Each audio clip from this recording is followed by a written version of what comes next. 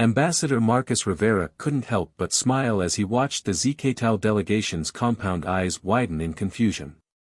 The crystalline beings had just witnessed their first human birthday party, complete with games, cake, and the chaos of sugar-charged children running through the embassy gardens. Ambassador Rivera, Chief Diplomat Xyrix's crystalline form shimmered with puzzlement. Are these ritualistic celebrations common among your species? Oh, very common, Marcus replied, watching as his daughter Elena and her friends played an enthusiastic game of tag around the floating URCath representatives. We celebrate birthdays, holidays, weekends. Honestly, humans will find any excuse to have fun. The concept of fun had proven particularly challenging to translate into the various alien languages. The closest approximation in most cases came out as voluntary recreational activity for psychological satisfaction, which Marcus thought rather missed the point. What had started as a simple diplomatic reception had transformed when Elena had reminded him it was her 10th birthday. Rather than postpone the meeting, Marcus had done what any reasonable human would do, he'd combined them. The resulting party had turned into an impromptu cultural exchange that was either going brilliantly or terribly, depending on one's perspective. Your offspring appear to be engaging in a pursuit behavior, observed High Commander Tellar of the URCath, her tentacles swaying in what Marcus had learned was their equivalent of academic interest. Is this training for hunting? Marcus choked on his punch. No, it's just a game. Tag. One person is it and tries to touch another player, who then becomes it. It's just fun. But what is the objective? Pressed Xyrix. What resources are being secured? The objective is the playing itself, Marcus explained, watching Elena tag her friend Miguel, who immediately spun around to chase after Priya. The joy of movement, of challenge, of being with friends. The aliens' confusion only deepened and the piñata was brought out. The sight of blindfolded children swinging sticks at a suspended paper creature while adults cheered them on caused several of the ZK-Tau to emit distress frequencies. This is not combat training, asked an concerned URCath observer. It's filled with candy, Marcus explained, then spent 10 minutes explaining the concept of candy to beings who absorbed nutrients through photosynthesis or mineral absorption. The party reached its crescendo with the cake, a magnificent three-tiered creation decorated with glow-in-the-dark frosting, Elena's specific request. The sight of humans willingly setting their food on fire and then having the birthday girl extinguish it led to several diplomatic incidents that Marcus would be explaining in reports for weeks. But something remarkable happened as the afternoon wore on. The ZK-Tau youth, despite their elders' initial horror, began to hover closer to the human children. One particularly brave crystal child even joined in a modified game of freeze tag, using its natural ability to refract light to make the game more interesting. A young URCath, barely out of its larval stage, figured out how to use its tentacles to simultaneously eat 3 pieces of cake, earning delighted laughs from the human children and mortified ripples from its parents. By sunset, as the party wound down, Marcus noticed something had fundamentally shifted in the embassy's atmosphere. The alien diplomats were still confused, still struggling to comprehend the human predilection for purposeless activity, but they were watching with something new in their expressions, curiosity. Ambassador, Xyrix approached as the cleaning drones began their work. We have been studying humanity's technological advancement, your military capabilities, your economic systems. But I believe we have been examining the wrong metrics entirely. Marcus raised an eyebrow. Oh. Your species' ability to derive pleasure from simple actions, to create joy from nothing but movement and interaction, it is unprecedented in our records. The energy you devote to activities with no immediate survival benefit. The crystal being's facets caught the setting sun, spreading rainbow patterns across the embassy floor. It is simultaneously primitive and extraordinarily advanced. We just call it having a good time, Marcus smiled. Perhaps, Xyrix's tone became formal, the ZK-Tau could benefit from learning more about these good times. Would it be possible to arrange more such cultural exchanges? Of course. In fact, Marcus grinned, already imagining the diplomatic headaches and breakthrough possibilities. Earth is hosting its annual Global Fun Fair next month. Would your delegation be interested in attending? There will be roller coasters. Roller coasters? Oh yes. Imagine voluntary high-speed descent in barely controlled conditions while screaming in delight. The crystalline being's confusion frequencies reached a new pitch. Humans voluntarily simulate near-death experiences, for pleasure. That's just the beginning, Marcus said, already drafting his proposal to the diplomatic corps in his head. Wait until you hear about haunted houses. As Marcus watched Elena and her friends saying goodbye to their new alien acquaintances, he realized humanity's first real diplomatic breakthrough might not come from their technology, their military might, or their economic power. It might just come from their ability to find joy in the absurd, to play without purpose, and to share that joy with others. The next morning, as reports of the birthday incident reached various homeworlds, the galactic community began to seriously re-evaluate their understanding of humanity. Any species that could turn diplomatic functions into parties, that could make games out of everything, and that could find happiness in controlled chaos was either completely insane or possessed of a wisdom the others had yet to grasp. When the official invitation to the Global Fun Fair reached the various embassies, there was unanimous acceptance. After all, as one URCAF diplomat noted in their report, if human children can survive these activities, surely trained diplomatic personnel can handle them. And if not, what a fascinating way to expire. Marcus smiled as he read the acceptance notices. Humanity was about to show the galaxy that sometimes, the most serious business of all was having fun. The games begin. The Tokyo Global Fun Fair grounds sprawled across the city's waterfront, a riot of color and motion that made Ambassador Marcus Rivera's alien guests stop dead in their tracks. Holographic fireworks danced between real ones, anti-gravity rides swooped between traditional roller coasters, and the sounds of 1,000 different languages, both human and alien, merged into a symphony of excitement. Ambassador, High Commander Teller's tentacles were practically tied in knots. You assured us this was a controlled environment. Marcus grinned, watching as his daughter Elena dragged her new ZK-Tal friend Crystal, a nickname the crystalline being had proudly adopted, toward a virtual reality pavilion. Oh, it's very controlled. We've been organizing events like this for centuries. But the chaos. Xyrix's crystalline form vibrated with what Marcus had learned was their version of anxiety. Is part of the fun, he finished. Now, who's ready to try their first roller coaster? The diplomatic corps had nearly had a collective aneurysm when Marcus proposed making the annual Global Fun Fair an interspecies event. But after the success of Elena's birthday party, even the most conservative officials had to admit that recreational activities were proving to be humanity's most effective form of diplomacy. The first breakthrough came at the virtual reality pavilion. The URCAF, with their multiple appendages and natural spatial awareness, proved to be naturals at VR gaming. Within hours, tentacled aliens were competing against human teenagers in zero-gravity dance competitions, their initial reservations forgotten in the thrill of movement and music. The ZK-Tal, despite their initial horror at roller coasters, you deliberately engineer false danger, discovered they had a particular affinity for the Hall of Mirrors. Their crystalline bodies created spectacular light shows as they moved through the maze, delighting human children who followed them around like dazzled ducklings. But it was the impromptu sports exhibition that truly changed everything. It started when a group of human athletes, part of the fair's demonstration team, began showing off various Earth sports. The aliens watched in fascination as humans kicked balls, swung bats, and launched themselves over high bars. Your species invented all these different forms of physical competition, asked Tellar, watching a gymnastics demonstration with all four of her eye stalks fully extended. Oh yes, Marcus replied. Thousands of them. Each culture on Earth has its own traditional sports and games. But why so many? Surely one or two efficient forms of physical training would suffice. Marcus was about to explain when Elena and Crystal interrupted, their faces, and crystalline surfaces, glowing with excitement. "Dad! Dad!"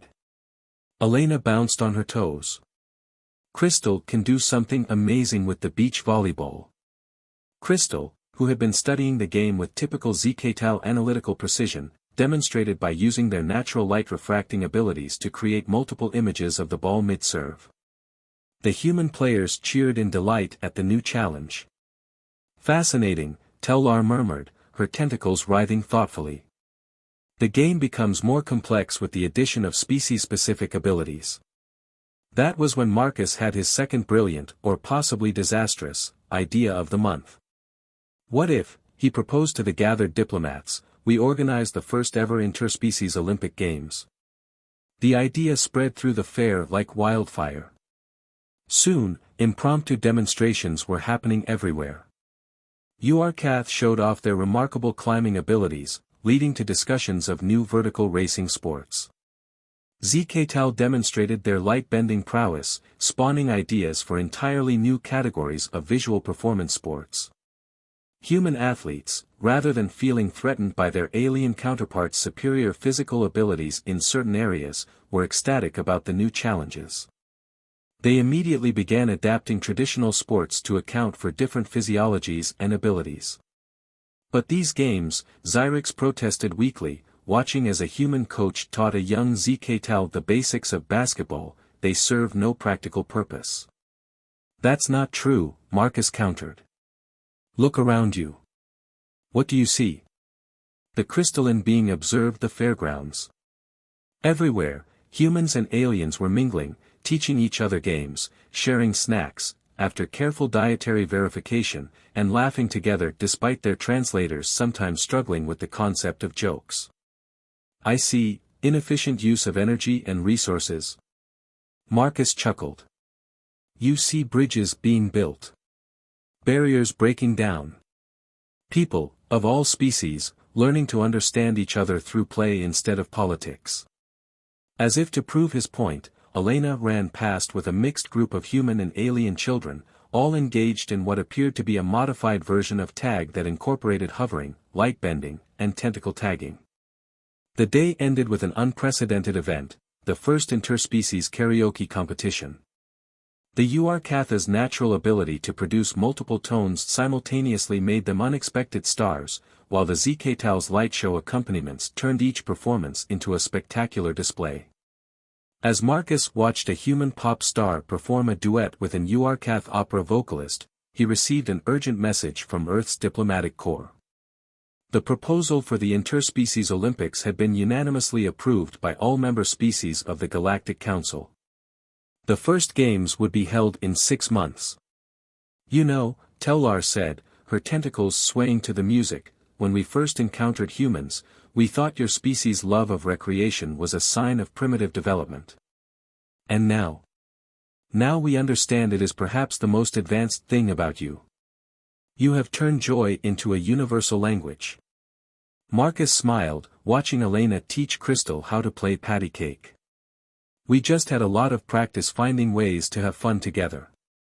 When you have thousands of different cultures on one planet, you learn that play is the fastest way to make friends." As the fair wound down, the alien diplomats were already making plans for their own recreational cultural exchanges. The URCath were designing zero-gravity obstacle courses, while the ZK-Tal were developing something they called crystalline harmony gardens. The galaxy was about to become a much more entertaining place, and humanity was leading the way, one game at a time. "You're telling me," Ambassador Marcus Rivera leaned forward in his chair, "that humans are the only species to develop virtual reality, for fun?" Dr. Zena, the URCatha's leading expert in neural interface technology, waved her tentacles in what Marcus had learned was their equivalent of an emphatic nod. Other species developed similar technologies for training simulations, medical procedures, or architectural planning. But purely for entertainment? Only humans.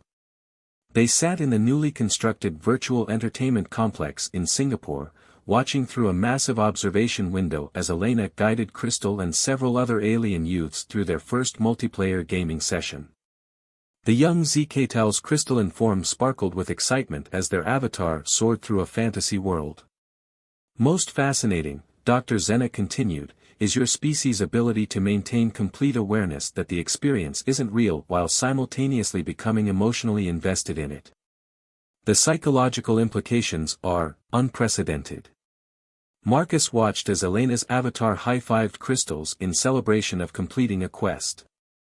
The translation matrices had needed significant updating to handle gaming terminology. Concepts like respawn, power-up, and boss fight had initially confused the alien visitors until they experienced them firsthand.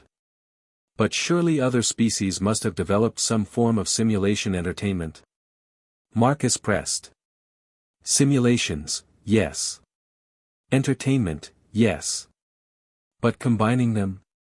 Dr. Zena's eye stalk swiveled to observe a group of URCath teenagers tentatively trying a racing game. We always viewed it as inefficient. Why simulate an experience when you could have the real one? The answer came from an unexpected source. An elderly ZK Tau, who had been quietly observing the gaming sessions, suddenly illuminated with understanding. Because the simulation allows for impossible experiences. It lets us try the untriable, dream the undreamable. Marcus couldn't help but smile. The ZK Tau elder had just quoted an ancient human gaming advertisement without realizing it. The impact of human gaming technology on galactic society had been explosive. What started as curiosity had quickly evolved into fascination, then obsession. Species that had never considered entertainment as a valid use of technology were suddenly discovering whole new realms of possibility. The URCath, with their multiple appendages, had taken to flight simulators with particular enthusiasm. Their natural spatial awareness made them exceptional virtual pilots, leading to the development of new game genres specifically designed for their unique capabilities. The ZK Tau, meanwhile, had become entranced by world-building games. Their crystalline minds, excellent at pattern recognition and complex system management, found deep satisfaction in creating and managing virtual ecosystems. But it was the educational applications that truly revolutionized galactic society. Human gamification techniques, applied to traditional learning methods, produced unprecedented results across species barriers. Young aliens were learning about each other's cultures, histories, and sciences through immersive virtual experiences. Ambassador, Dr. Zena's voice took on a more serious tone, there's something else we've noticed. Something unexpected. Marcus turned his attention away from the gaming floor. Oh. The virtual spaces, they're becoming meeting grounds. Places where physical differences become irrelevant. We're seeing unprecedented levels of interspecies socialization, particularly among youth. She was right. Through the observation window, Marcus could see Elena teaching a group of alien friends the concept of a dance party in a virtual club. Their avatars, each customized to their preferences while still maintaining recognizable species characteristics, moved to the rhythm of a multi-species musical collaboration. The gaming companies are calling it the Great Virtual Melting Pot, Marcus explained. It's not just games anymore. It's becoming a shared culture. The evidence was everywhere. Alien gaming streamers had begun attracting huge followings on human platforms. Virtual concerts featured artists from multiple species performing together in impossible venues. Educational institutions across the galaxy were incorporating human gaming principles into their curricula. But perhaps most significantly, the technology was evolving in unexpected ways. Alien species had begun contributing their own innovations to virtual reality development. The URCath introduced neural feedback systems that could simulate their species' complex spatial awareness. The ZK Tau developed new rendering techniques based on their natural light manipulation abilities. We may need to update our understanding of technological advancement, Dr. Zena mused. We always assumed entertainment technology was a byproduct of progress. But watching humanity, perhaps joy is a driving force of innovation itself. The observation was interrupted by excited shouts from the gaming floor. Elena and her friends had discovered they could combine their species' unique abilities in a virtual space to solve puzzles that would be impossible for any single species to complete alone. "Dad!" Elena called out, waving him over. "You have to see this. Crystal can refract the virtual light to reveal hidden paths, and Teller's daughter can use her avatar's tentacles to reach places the rest of us can't." Marcus joined them, watching as the young players discovered new ways to collaborate across species boundaries. The game developers hadn't even planned these interactions, the players had figured them out on their own. "You know what the really interesting thing is?" Marcus said to Dr. Zena as they watched the impromptu demonstration. "These kids don't see it as interspecies cooperation. To them, it's just friends playing together." "Perhaps," Dr. Zena replied, her tentacles forming what Marcus recognized as a smile, "that is the most important innovation of all." As they continued to observe, news arrived that the Galactic Council had approved funding for a massive virtual reality network that would connect gaming centers across all member species worlds. They were calling it the Unity Grid. Humanity's love of playing in imaginary worlds had somehow created very real bridges between species. And as Marcus watched Elena and her friends planning their next virtual adventure, he couldn't help but wonder what other surprises human entertainment would bring to the galaxy. The Festival of Worlds. Marcus Rivera stood on the observation deck of Harmony Station, Earth's newest orbital entertainment complex, watching as ships from across the galaxy arrived for the first annual Festival of Worlds. The massive structure, shaped like a blooming flower with each petal housing different entertainment venues, had been a joint project between human architects and alien engineers. "Still can't believe this all started with a birthday party," Elena said, now 14 and standing nearly as tall as her father. Crystal, her ZK-Tau friend, hovered beside her, their crystalline form reflecting the Earth's blue glow below. "Sometimes the biggest changes start with the smallest moments," Marcus replied, watching as a massive URCath pleasure cruiser docked at one of the station's arms. "Though I don't think anyone expected Earth's entertainment industry to become our biggest export." The statistics were staggering. Human movies, music, games, and shows had spread across the galaxy like wildfire. Translation matrices had been upgraded to handle idioms, jokes, and cultural references. Alien production companies were scrambling to collaborate with human creative teams. Ambassador Rivera, called out High Commander Tellar, approaching with her daughter Vex. "The URCath delegation has arrived with our contribution to the festival." "The mysterious project you've been working on?" Marcus asked. The URCath had been surprisingly secretive about their entertainment development programs over the past few months. "Yes," Teller's tentacles wiggled with barely contained excitement. "We call it Emotion Immersion Theater. It combines our natural empathic abilities with human storytelling techniques." The festival's main concourse was a riot of sensory experiences. ZK-Tau light artists created stunning displays that danced through the air. URCath musicians played instruments designed for their multiple appendages, creating complex harmonies that human composers were already incorporating into their works. But the real magic was happening in the cultural fusion zones. Human jazz musicians improvised with URCath sonic sculptors.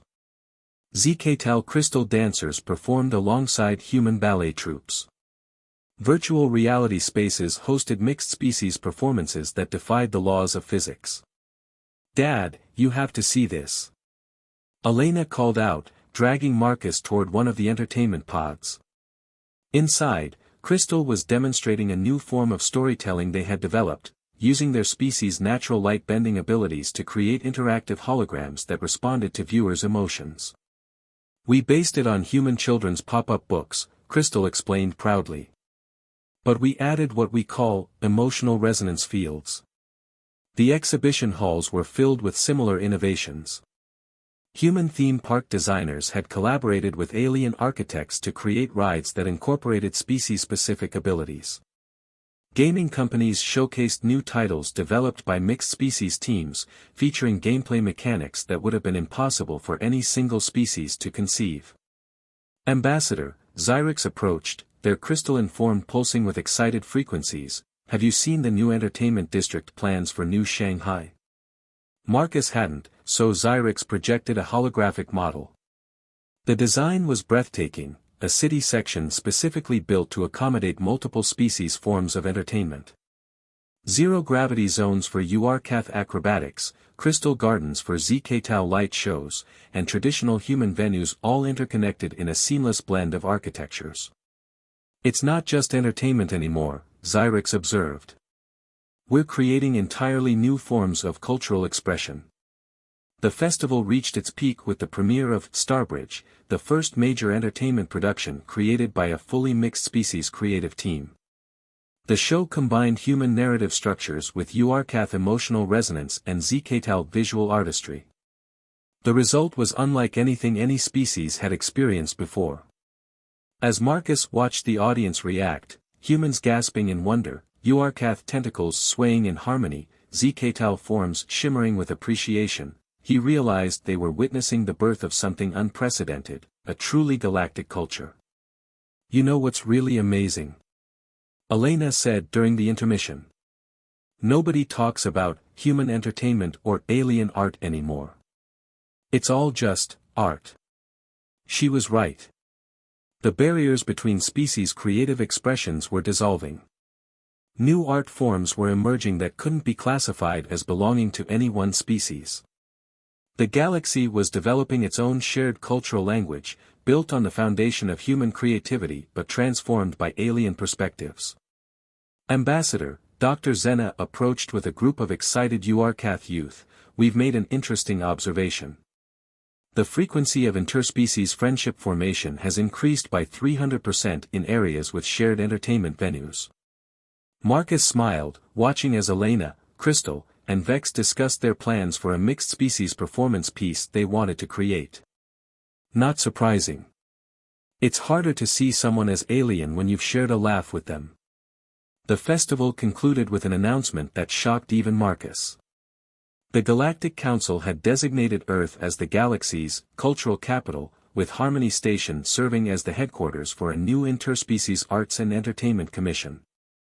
As the closing ceremonies began, featuring a spectacular display of combined human and alien artistry, Marcus received a message from the diplomatic corps.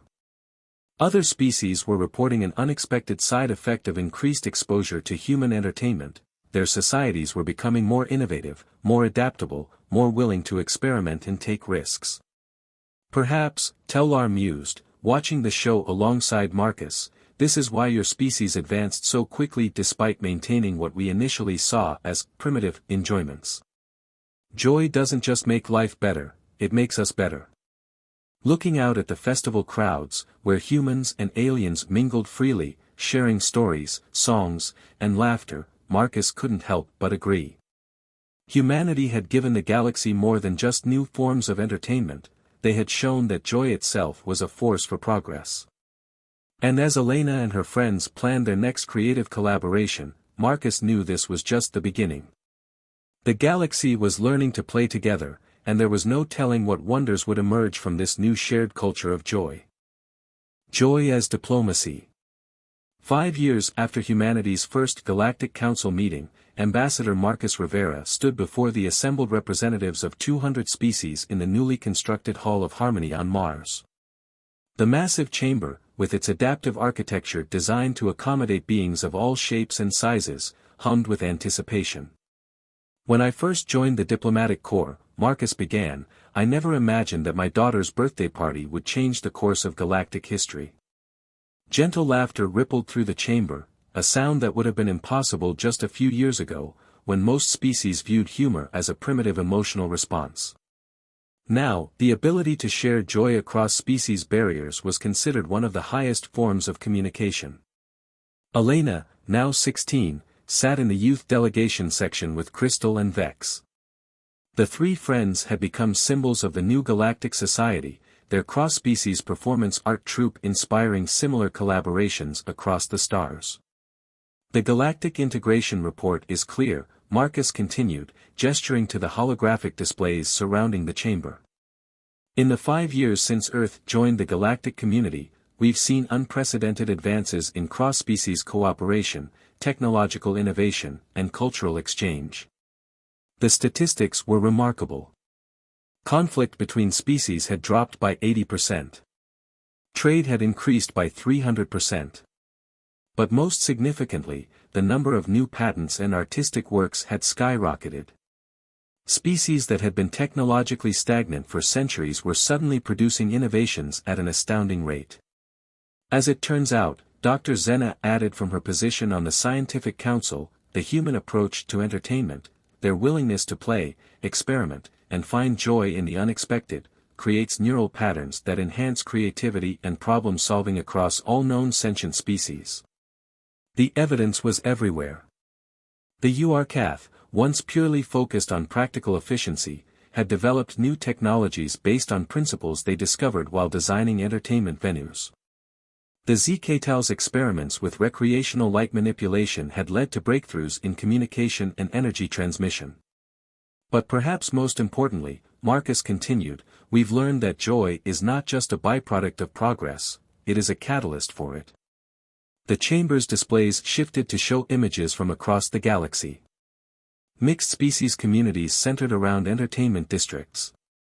Children of different species playing together in adaptive playgrounds. Artists and scientists collaborating in ways that would have been unimaginable just a few years ago. High Commander Tellar, now the head of the Interspecies Cultural Exchange Program, raised her tentacles in agreement. The human concept of fun has proven to be one of the most sophisticated technological and social advances we've encountered. We just didn't recognize it as such because we were looking for complexity in the wrong places. The presentation reached its climax with the announcement that had brought them all together. The Galactic Council was being restructured, with a new emphasis on cultural exchange and recreational diplomacy. Every member species would be required to establish departments of play and entertainment, not as luxury additions, but as essential components of their societies. Some of you may still think this is frivolous, Marcus acknowledged. But consider this, in the past 5 years, we've achieved more progress in interspecies understanding through shared joy than we did in the previous 1,000 years of formal diplomacy. Elena stood up to present the youth delegation's proposal, a galaxy-wide network of cultural exchange centers, each designed to facilitate play and creativity across species boundaries. The project would be the largest cooperative endeavor in galactic history. We don't just want to play together, Elena explained, her confidence showing how much she'd grown from the little girl who'd once played tag with alien diplomats. We want to dream together, create together, and build a future that's more wonderful than any single species could imagine alone. Crystal and Vex joined her at the podium, their presence embodying the possibility of true interspecies friendship. Crystal's crystalline form had been modified with patterns inspired by human art, while Vex had learned to use her tentacles to play human musical instruments. The galaxy once saw humanity's love of fun as a sign of our immaturity, Marcus concluded. Now we understand that it was actually a sign of our wisdom. In teaching the galaxy to play, we've taught it to grow, to innovate, and to come together in ways we never thought possible. As the chamber erupted in a celebration that mixed human cheers with URCath harmonic trills and ZKTAL light displays, Marcus watched his daughter and her friends making plans for their next creative project. They were no longer just representatives of their species, they were pioneers of a new galactic culture, one built on the foundation of shared joy. The old saying that, laughter is the universal language, had proven truer than anyone could have imagined. Humanity's greatest gift to the galaxy hadn't been their technology or their resources, it had been their understanding that joy, play, and entertainment weren't just pastimes. They were essential elements of growth, innovation, and peace. As the celebration continued, news arrived from Earth. The first class of the Galactic Academy of Entertainment Arts was preparing to graduate. Among them were students from 50 different species, each bringing their own unique perspectives to the human concept of fun. You know, Elena said to her father as they watched the celebrations, when you let me have that birthday party during the diplomatic meeting, did you ever think it would lead to all this? Marcus smiled, watching as representatives from formerly hostile species shared jokes and planned collaborative projects. No, he admitted. But that's the beauty of it, isn't it?